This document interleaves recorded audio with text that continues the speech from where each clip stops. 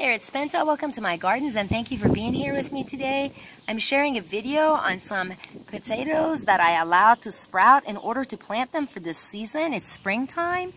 These are some potatoes that I purchased from the store. As you know, some have eyes and the eyes sprout. Well, I allow mine to grow and then I grab a knife, make some clean cuts across the sections that have grown sprouts. If I look right here, I have 6 good sections right here that I see, and possibly a 7th one that I could take out.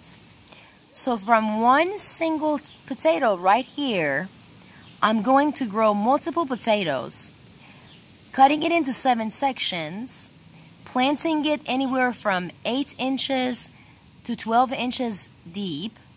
That should give me, that's about 20 centimeters to 25 centimeters. You need to plant these deep. They're great because each section is actually going to give you anywhere between 7 to 12 potatoes.